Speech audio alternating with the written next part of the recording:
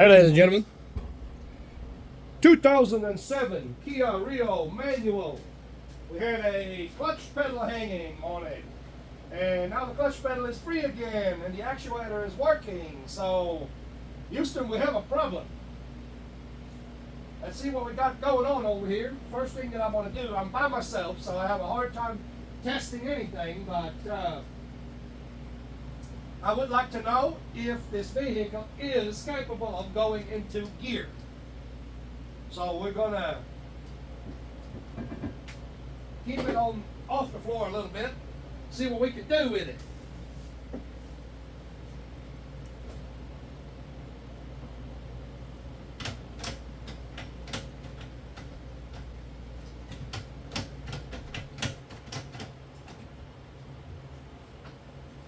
Well, of course, it's deader than a doornail. They always are. Everything I get's always deader than a doornail. Whoop, excuse me. I'm gonna pause you up. Put some juice in this thing. Brake fluid in this thing. Smells god awful. Now this one here has a bypass from the brake fluid reservoir that goes straight into the master for the clutch.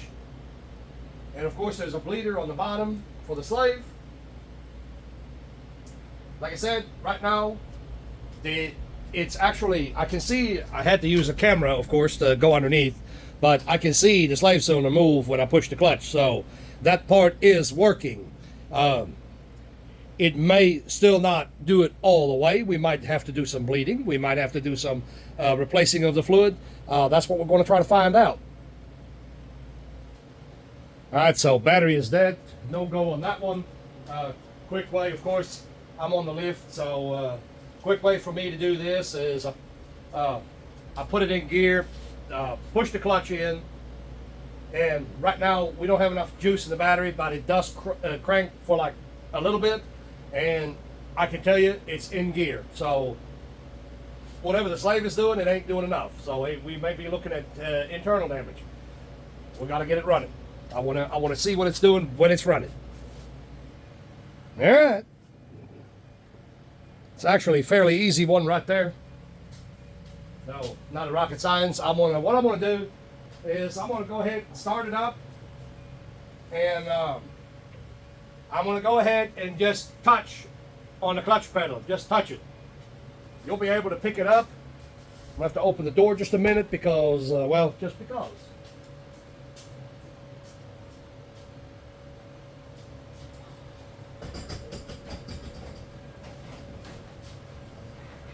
You'll be able to pick up on this right away.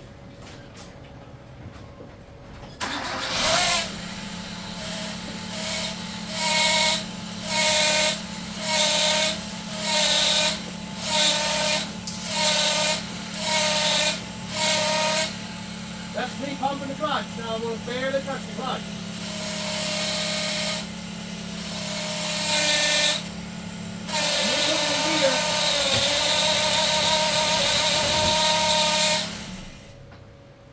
Of course, I'm on the lift, so the tires were spinning in case it escapes you. I have it bare. I have the tires barely on the ground.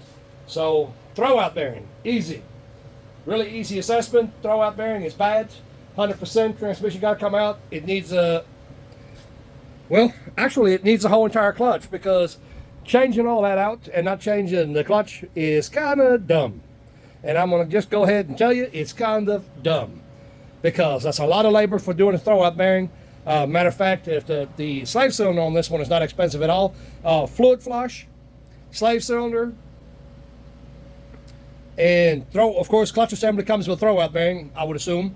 Anyway, that's about the extent of the video for right now. So we're gonna have to get with the customer. Hey, ladies and gentlemen, welcome back. So we are gonna do a clutch replacement on this vehicle. So we've obviously sold the repair. I'm going to start off. I'm on a GoPro, by the way. Sorry, it is what it is until I get another camera. That's what it's going to have to be. Anyway, we're going to start by removing the battery. We're going to remove the air intake, the computer connector, we clear the top, basically, the battery tray and all that good stuff. It's going to be pretty straightforward, so I don't know that I'm gonna necessarily film that part of it. We'll have to suspend the engine later on, but we'll get to that when we get to that. So we'll get started. Yeah, I gotta get a pen to control that camera, because with the gloves you can't do it. Alright, so we've got this cleared up. Like I said, sorry ladies and gentlemen, on the GoPro, so it's going to be hard. Shift link, the shift cables, got these springs here, these retainer clips, pull them off. We can pull the fluid out of the brake reservoir. Matter of fact, yes, I'm going to pull the fluid out of the brake reservoir, because when we break the line on the release cylinder right there, it's going to go south and it's going to run in the floor. So this way we minimize that part of it. There is some bolts on top that get taken out that you can do it right from the top, but you will have to have a bridge. If you want to hold the engine assembly in place, you'll have to have a bridge, and I'll show you that in a little bit.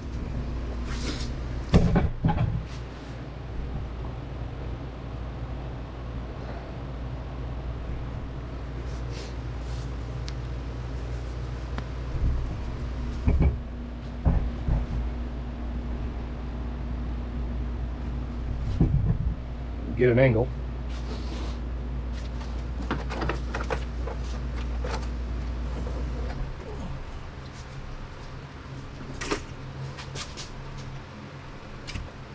These are the retainer clips.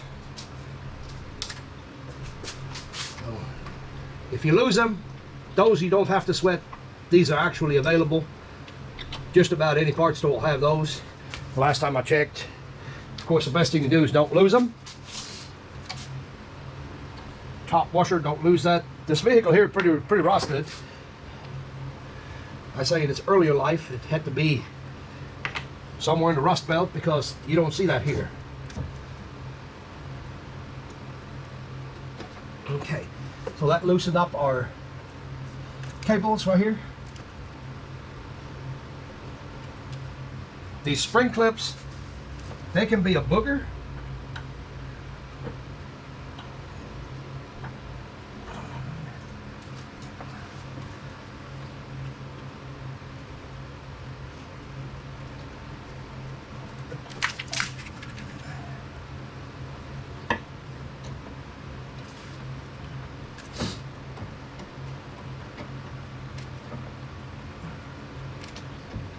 Oh wow, they're seized up in there. You gotta do what you gotta do on those. Oh yeah, she seized up. Ain't no movement at all. So I'm gonna turn you off, because we're gonna have to get that removed either way. So if I have to force it, I gotta force it.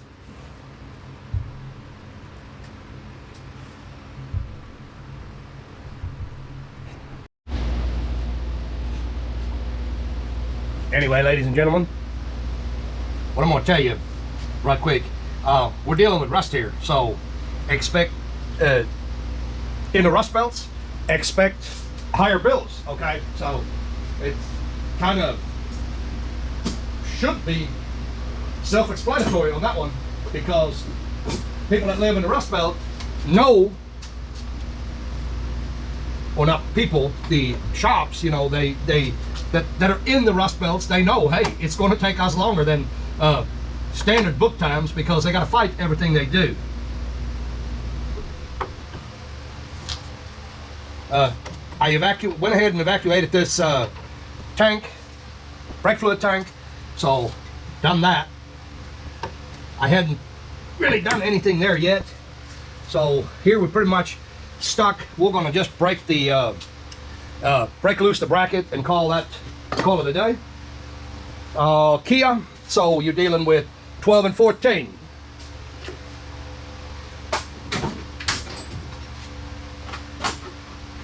Just to add that in there, you know, most of your bolts is going to be 12 or 14. Disconnect your wiring harness while you think about it from the transmission. You'll have to get it loose.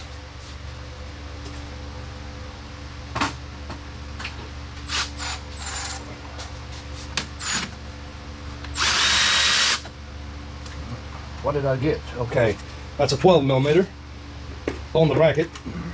I grabbed the 14. That's okay.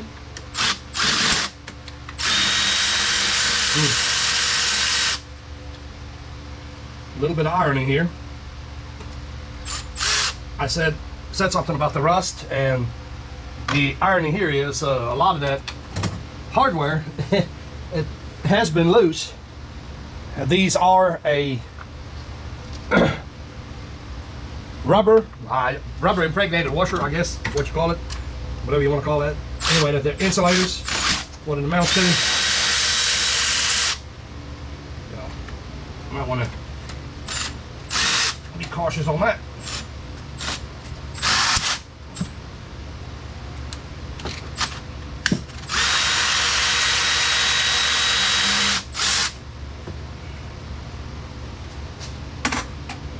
Give you a little bit of footage on what I'm doing so you can see I'm not lying to you. I'll get this hardware, move it to a safe location in just a minute, or throw it in the floor. That'll work I guess. Throwing it in the floor. One more connector over here I'm gonna have to undo.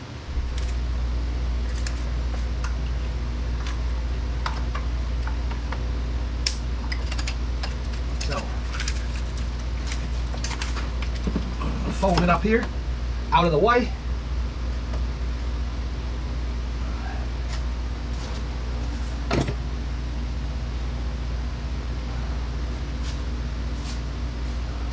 Won't be able to use a straight, maybe.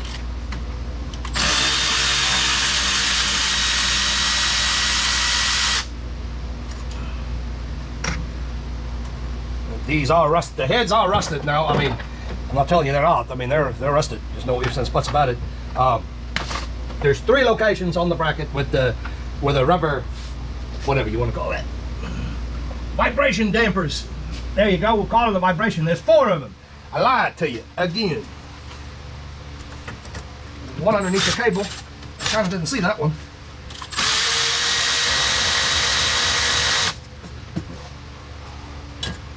And again, there's another one that went flying on the floor. We'll put all this stuff here together. Like I said, we're going to put it in a safe place. It's pretty rusted hardware. Now, all of this here is loose. Best of my recollection, you don't have to do anything else with it. You can leave it hanging loose like that. All right. So concentrate on the bolt. One of the bell housing bolts here is loose. We need to undo the. Let's see. Okay, let's get this tucked out of the way here, so I can see what's going on in the back. So this is all part of the transaxle right here. Starter, of course, is on the back side of that. That should be a 14 right there.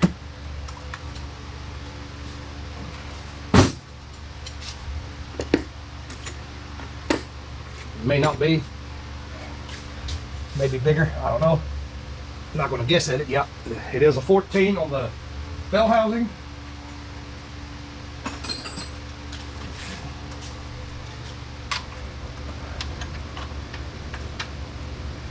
I was thinking I might have a video from an earlier model.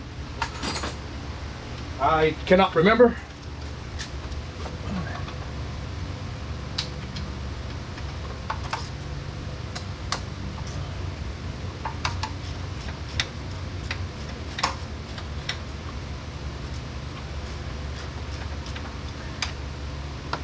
I don't want my hands all beat and banged up, but truth of it is, I got a thumbnail that's almost gone, and thumb is hurting pretty good, so that's why I got the gloves on. Normally I wouldn't have the gloves on, but I just don't want to hit it without anything. Like that right there.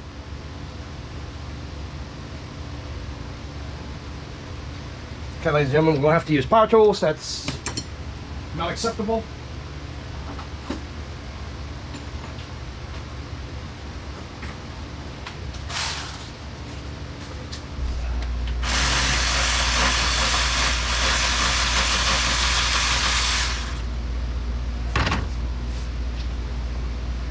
Them fellas here are relatively long, so Definitely use a power tool.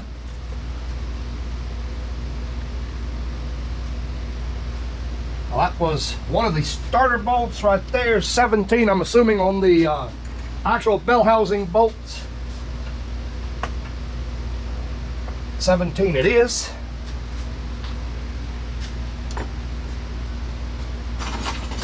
Apologize, I'm missing one of my stub extensions.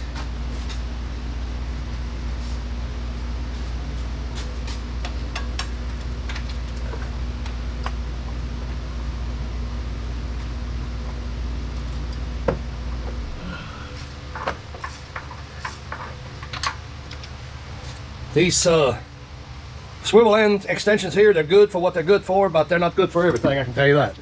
They can be a nuisance, but that's all I had at the moment, so, or all I have at the moment, so we'll use it and run with it.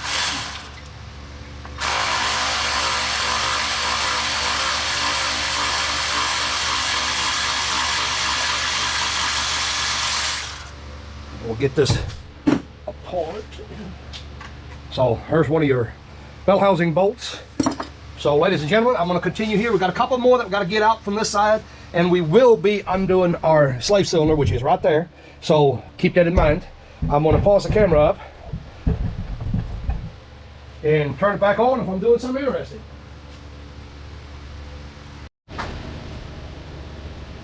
For the sole purpose of getting some light, or some more light in here, I should say, went ahead and pulled the hood real quick. Not a big deal, you don't have to do that, or matter of fact, don't do that. Anyway, there's a bracket over here that is completely loose because there's a bell housing bolt that is also completely loose. So this is the reason why. I'm assuming it got cross-threaded at some point in time.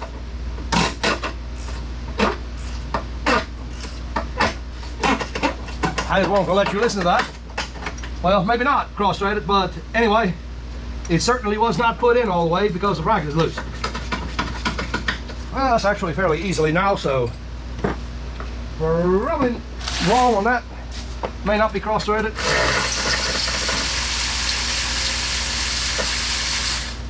Might have just been a case of not putting it all the way in. Whoever messed with it before.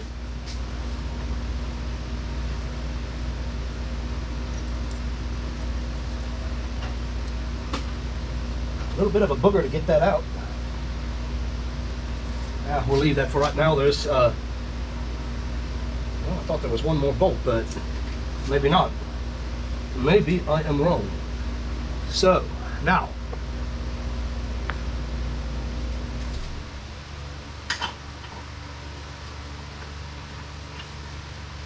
I think as far as the top, I think this should be it. We got a... I'm gonna go ahead and loosen the line up all the way. No, I won't. The line needs to be broken down where that slave cylinder is at, so that's good enough. We don't have to remove that bracket because it's going to get unbolted. It's wide open. We can get past all this, so it'll have to get unbolted when we pull the cradle out of it. And yes, you heard that correctly. The cradle is going to have to come out of it according to service information.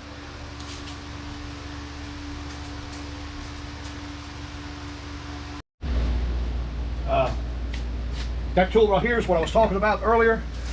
Can you see it? Can you see it? Can you not see it? I don't know what you can see and what you cannot see. Okay, so anyway, that one right there, I'm going to go ahead and use it this time. I think it's going to be, in this particular case, it's going to be easier than my usual method of removal. Anyway, this should hang everything now, so we can do a little bit more work on the top side here, as in getting the bolts out and all that. We should be able to do that.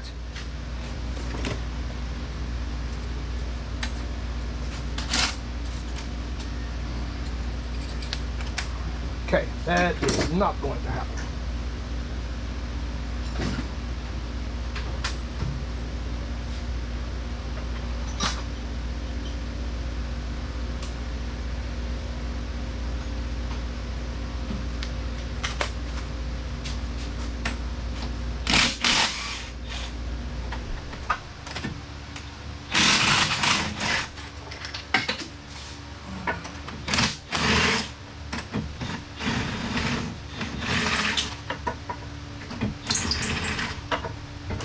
going on right there, but that ain't cool. And the bracket, I lied to you again. The bracket has to come loose. Gotta loosen the bracket, folks. Gotta loosen the bracket. 4D, yep, we'll have to do it. 12 millimeter.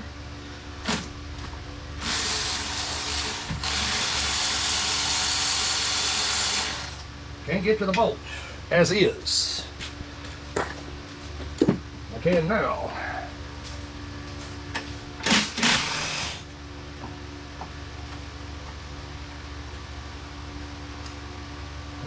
Back bolt stripped out. I was trying to figure out what's going on with the back bolt there because I thought it was slipping over.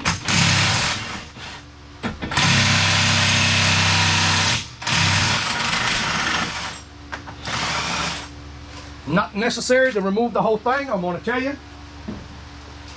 I am doing it anyway.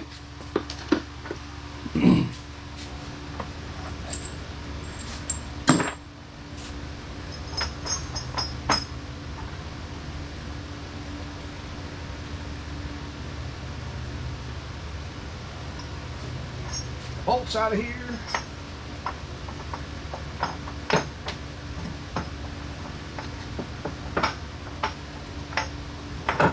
Lift the bracket out of here.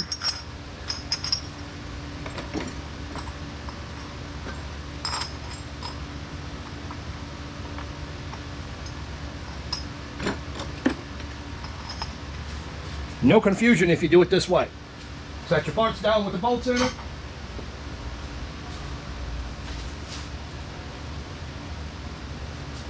Oh, and by the way, when you set your bracket, make sure you're on the frame, not on the fender. That fender will collapse on you.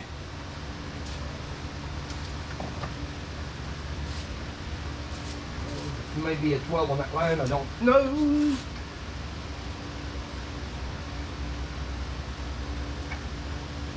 It may not be anything because I think it could be stripped.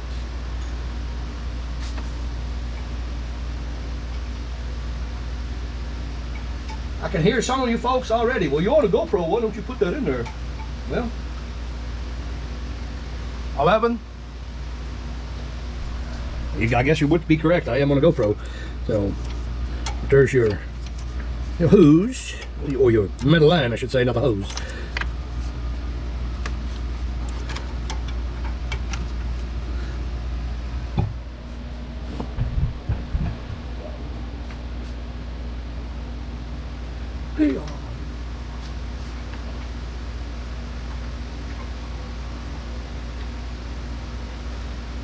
And yes, I already realized that this is one of them videos that may or may not be useful, considering that you just don't see a manual that much anymore.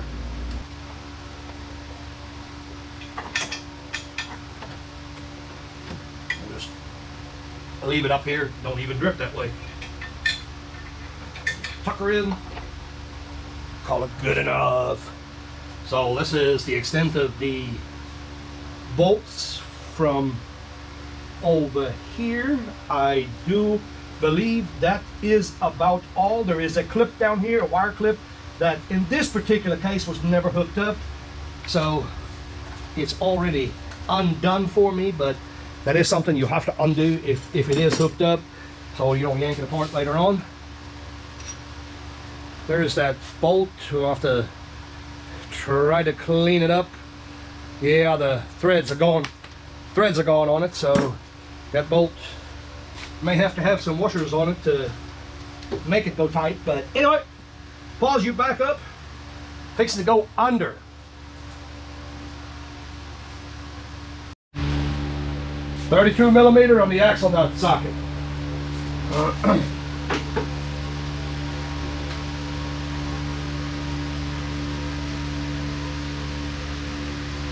Accidentally locked the steering.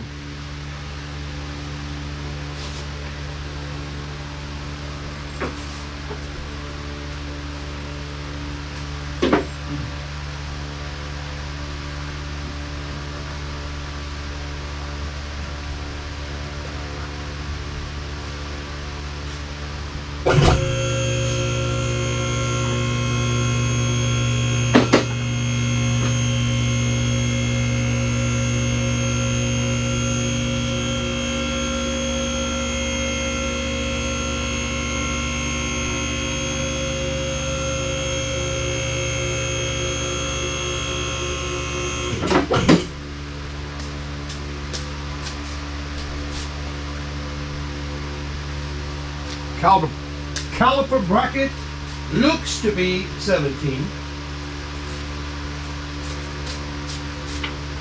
I'll get that off of here. 17 it is.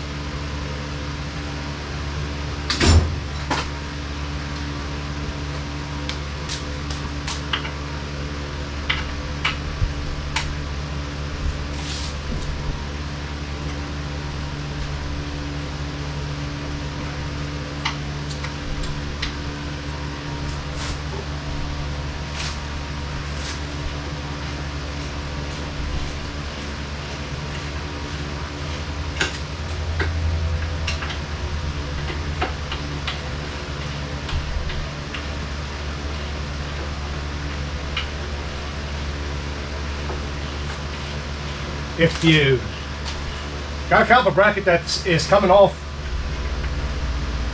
somewhat easy, I'm going to say, it helps getting it off. You don't have to remove them. It kind of clears things up a little bit better for you. These are not too bad.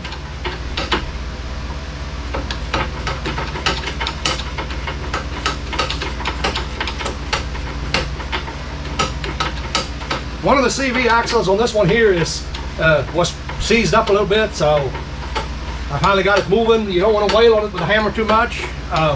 If you hit it with a hammer, you'll have to take a grinder and grind around the outside. Don't even try to not to do that and then start your nut and then mess your castle nut up. Not a good idea.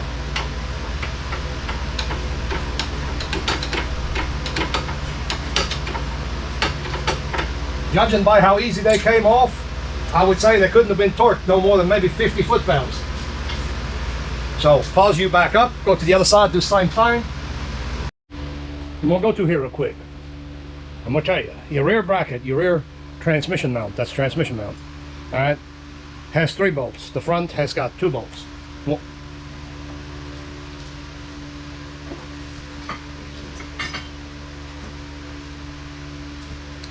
yep, I'm gonna undo you. The battery is just about gone on the GoPro, so I'm gonna have to hurry up. The front sits here, bolts onto this. That's also where your slave cylinder bolts to. The other one sits here. Now, that being said, up here, you got to take everything loose on the front to do this. Well, I don't know that you got to or not, but anyway, right there, that's as far as that's going to go down. I loosened this frame up, but I think that this transmission can be pulled without completely removing the frame. So I just dropped it down. These are 7mm bolts and nuts. Nuts in the front, bolts in the back. Like I said, battery almost gone. I gotta hurry up because I'm gonna have to switch. Yep, that didn't work out. Battery clunked out on me before I could finish. Anyway, so we gotta pull the nuts, the bolts. I pulled all the stabilizer links, all that good stuff. I pulled it loose. You can drop this frame down enough to get these parts out. Obviously, you see how far I dropped it. Plus, if you hang your engine high enough, that'll give you an additional clearance. We can lay this off the side. Now this vehicle got something missing that made it easier, but I'm not going to go into detail on that. But anyway, this is where I'm at with that. Everything is hung on top. We're going to take this little plastic piece off, and from there it's a couple of more of the bolts come out, the starter's got to come out, and all that good stuff. So I'll turn the camera back on in a minute. Oh, made one tiny little mistake, which not a big deal for me because I got a lift, but this is the bracket we shift cables bolt to. Must remove that bracket. There is another 12mm headed bolt in the back side, which in fact is hiding your one of the plug-ins that needs to be undone, and also the other starter bolt that needs to be undone. So that being said, moving on.